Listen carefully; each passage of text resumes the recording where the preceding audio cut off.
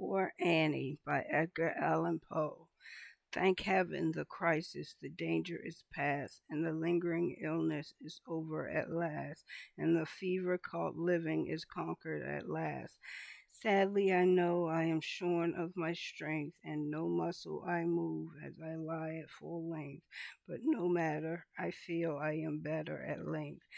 And I rest so composedly now in my bed that any beholder might fancy me dead, might start at beholding me, thinking me dead.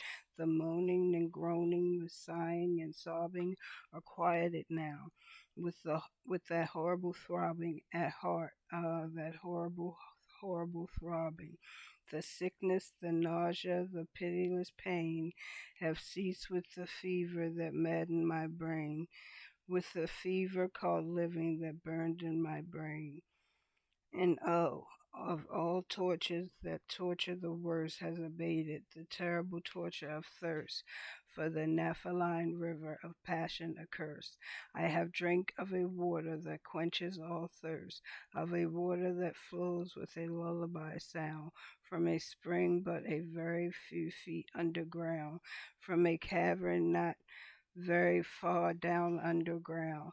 And let it never be foolishly said that my room it is gloomy and narrow my bed, for man never slept in a different bed, and to sleep you must slumber in just such a bed.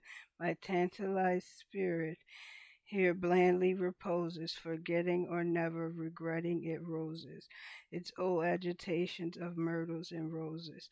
For now, while so quietly lying, it fancies a holier odor about it of pansies, a rosemary odor, commingled with pansies, and with rue and the beautiful Puritan pansies.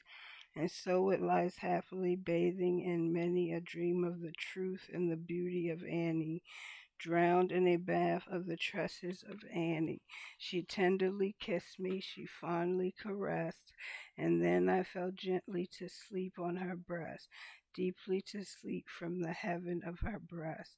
When the light was extinguished, she covered me warm, and she prayed to the angels to keep me from harm, to the Queen of the angels to shield me from harm.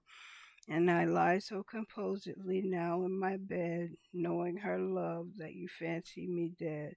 And I rest so contentedly now in my bed, with her love at my breast, that you fancy me dead, that you shudder to look at me, thinking me dead.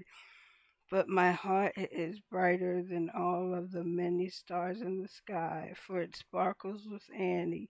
It glows with the light of the love of my Annie, with the thought of the light of the eyes of my Annie.